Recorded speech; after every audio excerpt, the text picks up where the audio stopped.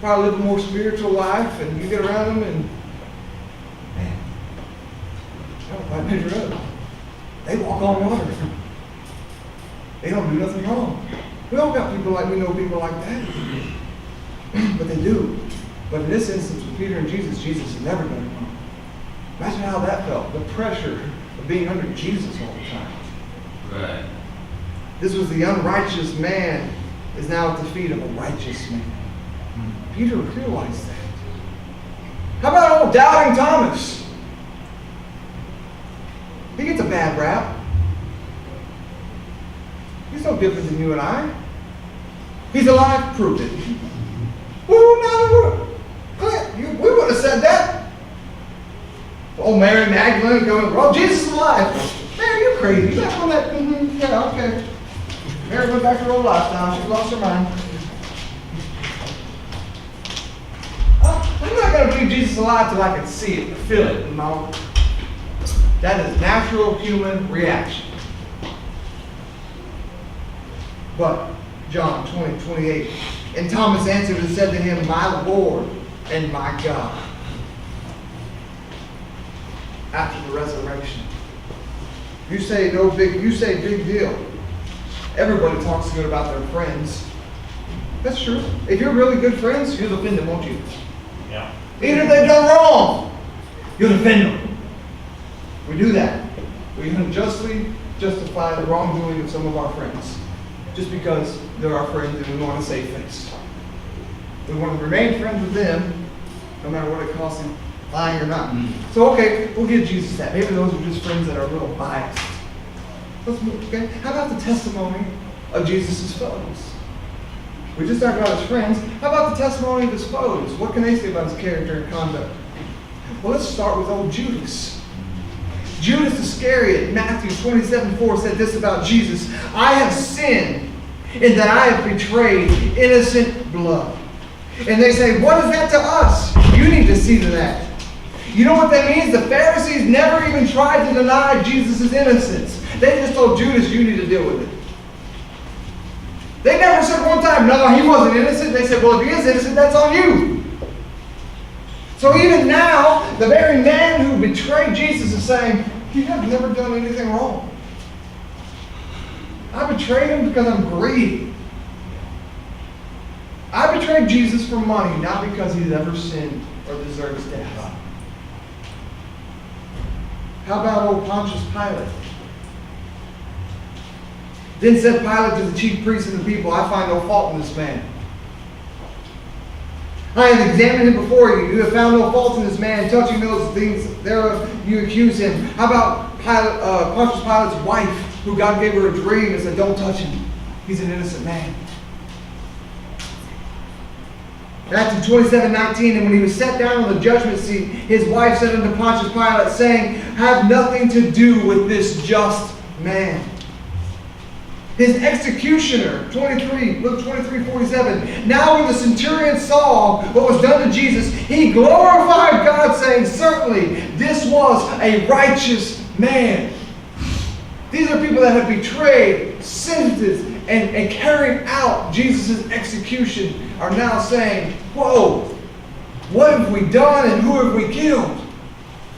What about the dying thief on the cross? And one of the malefactors which hanged on the rail to him, saying, if you are the Christ, save yourself and us. But the other answered and rebuked him, saying, do you not fear God, seeing that you are under the same condemnation? And we indeed justly deserve it, for we receive the due reward of our deeds. But this man has done nothing wrong. That's right. There is a man. Listen, guys, if you're by the time you made up to a cruise, you're guilty. You're guilty. I mean, there's no going back. But even the one on the cross next to him said, man, we deserve what we get. Yeah. He don't deserve this. Okay, so those are all human beings that are now declaring the conduct of Jesus. And they're his enemies. But you know what? It gets spiritual too. Even the demons of hell speak on the conduct of Jesus. The demons talk about Jesus. Luke 4:33-34 says, and in the synagogue there was a man who had a spirit of an unclean spirit and cried out with a loud voice, saying, "Let us alone. Have nothing to do with us, Jesus of Nazareth. Have you come to destroy us? I know who you are. You are the Holy One of God." Yeah. I mean, what else testimony do you need that a demon says, "Whoop, there's God in the flesh. Have you come to judge us?" I mean, this is kind of a sneak attack, some guerrilla warfare. We were not expecting God to show up in the flesh. This is our domain. This is where we live. This is our territory. We get to mess with people. God, what are you doing here coming to look like a people? That's what these demons are thinking. God, you look like a man. What's up? What are you doing here? You have no business here. And Jesus says, "Shut your mouth and get out." Because he's God. The demons knew he was God. They were just shocked about, why is God walking on earth like a man? That tripped them out. They didn't know the plan.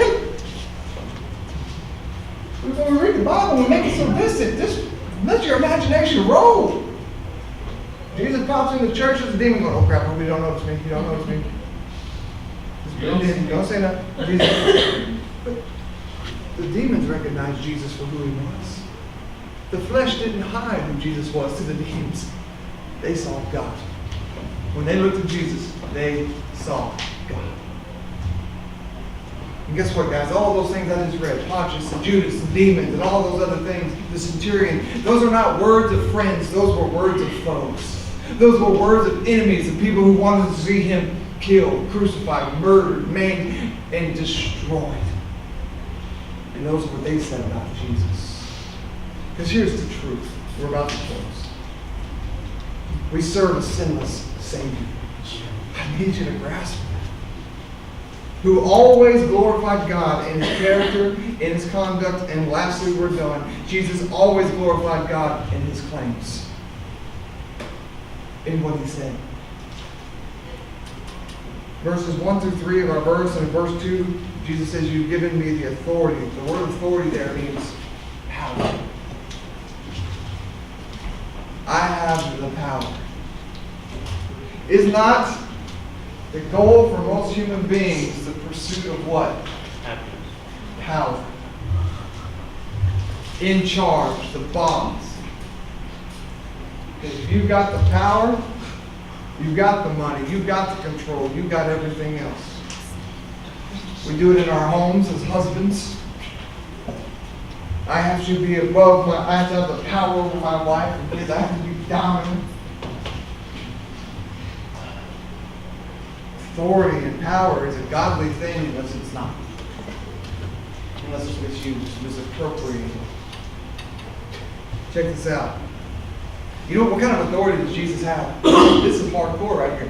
Jesus has the authority on the decision who goes to heaven, who goes to hell. That's Jesus' decision. What a big choice. Go to McLaughlin, heaven or hell. That's up to Jesus. I thought it was up to me. No, it's up to him.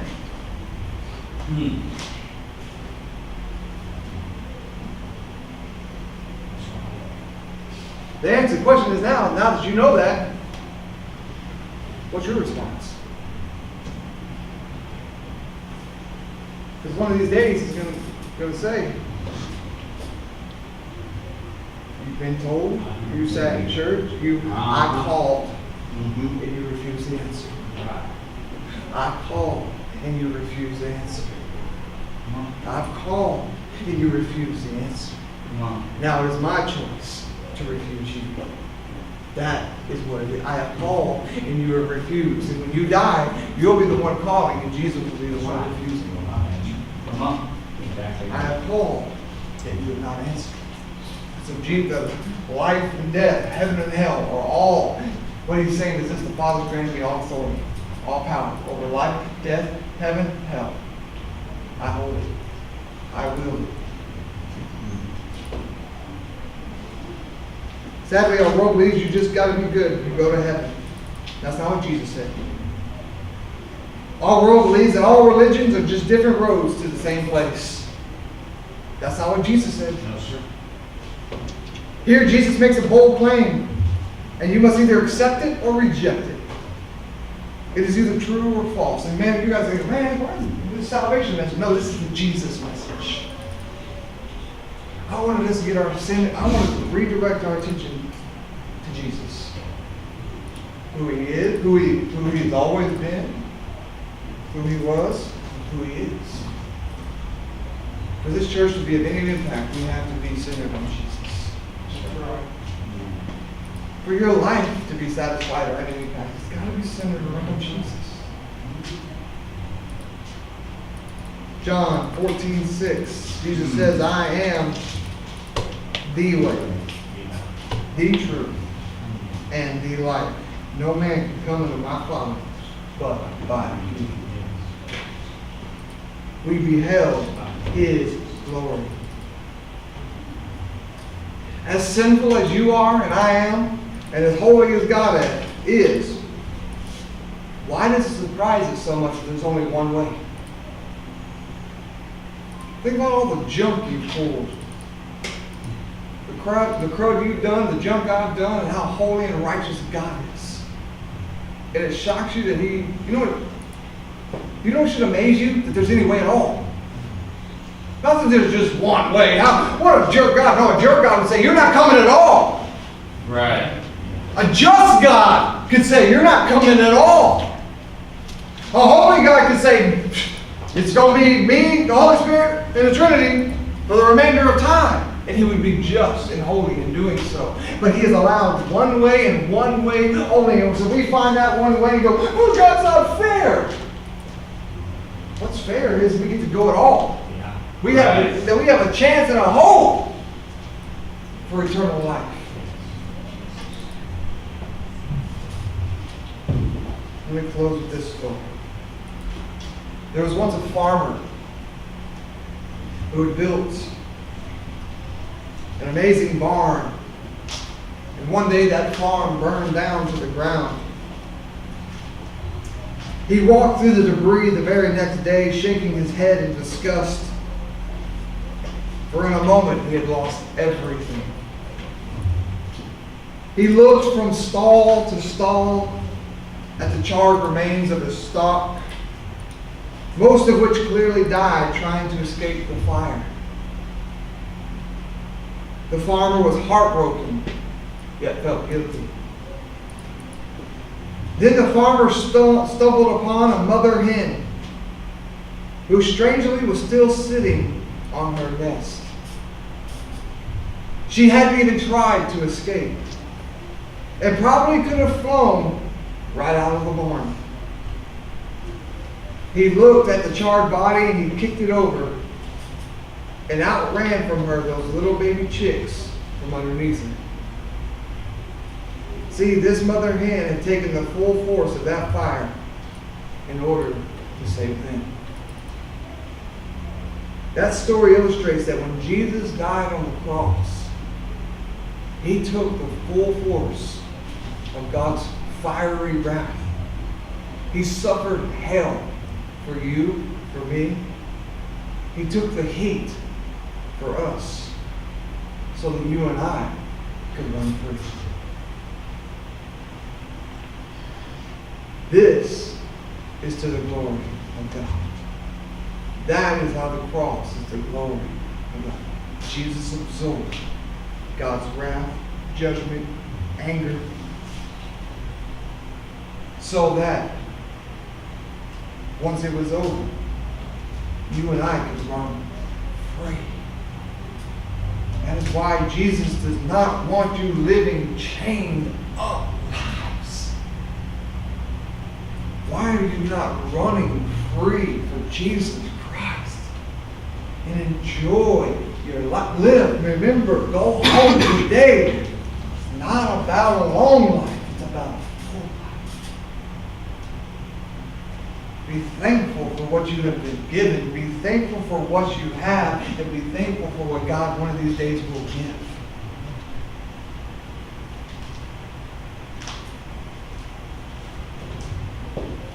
Not a long life, it's not a full life. Listen, Jesus has done all the work. We're trying to do Jesus' job. We're trying to rob Jesus of His glory. We're trying to rob the glory of the cross and the power of the resurrection. All you need to do is rest in Jesus and live free. What a cool trade. You don't have to do, and you don't have to not do. You just trust Jesus and live free. It's not a list of thou shalt nots and thou shalt. It's trust in Jesus and live free. That clicked with me when I was finally about 22. It finally... I didn't have to memorize enough scripture for God to be pleased with me. You know what I finally realized? He loves me in this moment as much as He ever will. There's no future version of me that He loves more. There's no past version of me He loves less. He loves Steve. He loves Ken. He loves us. He loves you where you sit today. It doesn't matter how many memory verses you learn or don't learn or what kind of ministry. He loves you the same yesterday, today, and forever. What simply changes in that is the obedience and the blessings that come throughout your Christian life. The love never changes. The blessings do. The outpouring of God's goodness does. Let me tell you, I want it all. I want salvation. I want freedom. I want to know God in an intimate way. I want to have a full life. I want to lay down and know that, you know what, every day I walked with God, worshiped Him, worked my job, loved my family, led them, worked hard, served, obeyed. That's the recipe for a full life. The world has many recipes for long lives, but God only has one for a full life. I am the way, I am the truth, I am the life. See, Jesus is not just applied for salvation, it's applied for every day afterwards too. It's not just a way to get to heaven, it's a way to experience a little bit of it now. But Pastor, you don't know the hell I'm going through. You don't understand my situation. You don't. I don't. But I know one who does. I know one who has promised to be there when your pastor can't, when your spouse can't, when you don't even know what to do or say. He's always there. But God, I'm just totally honest, I'm not ready to fully commit yet. There's some things in this world that I love a little too much. But let me tell you, Jesus. As long as there's breath in your lungs, there will extend grace. But the moment the breath is gone and your heart stops beating, the grace is gone. Grace is over. That's finished. Receive grace and forgiveness and redemption and salvation and sanctification today. Harden not your hearts as you hear His voice move. Whether it be for salvation, whether it be, you know what? I'm not as committed as I could be. I'm not as committed as I should be. Right. And you know what, God, if I'm honest this morning, I'm not very satisfied with my life. In fact, it's a complete mess, and I don't like it very much at all. My answer would be, whose glory are you seeking? Yours or His? God is most glorified when you and I are most satisfied in who He is. You want to bring glory to God and live a satisfied life? Let's pray together. Father, I can feel your presence moving. And Holy Spirit, I ask that in this moment, right now, wherever anybody sits, if they've heard your voice and they choose not to harden their hearts, and right where they sit, with heads bowed and eyes closed, all over this place, if this morning God has spoken to you, Jesus has said, revealed to you, you're not satisfied because you don't know me. You know about me, but we don't have a relationship because your life has never changed. You don't truly love me, yet I love you. And where you sit this morning for the first time, maybe that has been revealed to you. And this morning, you choose to commit. You choose to surrender. You choose Jesus. with heads bowed and eyes are closed. It doesn't matter your background or what, if you've been baptized or church, it has nothing to do with it. All that matters is whether or not God is knocking on your heart and you choose to answer that call. I called, yet you did not answer. Don't be that person. So with heads bowed and eyes closed, and this morning Jesus is calling for salvation and you choose to answer. With heads bowed and eyes closed, if you choose to answer, will you raise your hand and say, this morning, Pastor, I choose to answer God's call for salvation. Anybody here? I'm not going to embarrass you. I just want to pray for you. I want to know. I want to celebrate. Talk about baptism. Anybody? David, God bless you, man. In a moment, I want a couple of you guys just to talk with him. He's been here a couple times. I want him to know. I want him to know. And once done, see, guys, you know what? The Holy Spirit moves in ways we can't understand. You know, man, let me tell you something. I was a kid. I got saved 9 times. Ask my parents. I've been baptized in every pool and baptism in Garland, Saxe, and Wyman. But you know what? I would feel guilty, but I wasn't ready to commit. And I would raise my hand for salvation. Not until I was older did I realize, you know what? It takes a fully surrendered heart. So this morning, I don't know if David, man, praise the Lord. If this morning he says, I choose to fully surrender, fully commit. Jesus says, I have called and you have answered. And guys, this morning, we got people praying at the altar. And they're going through some things. Some of you ladies would come in mind just praying with Miss Nicole. It's on her to tell you what's going on, but she's got to find all areas of life being attacked this past week. She's had it going on. So we want to pray with Miss Nicole.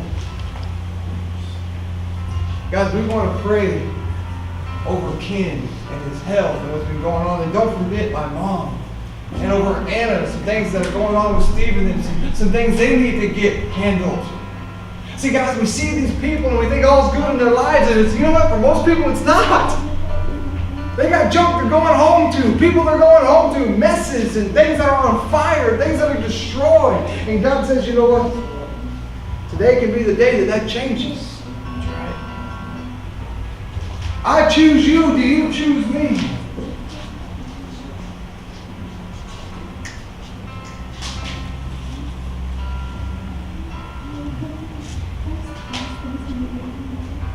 Josh, we turn the tunes up a little.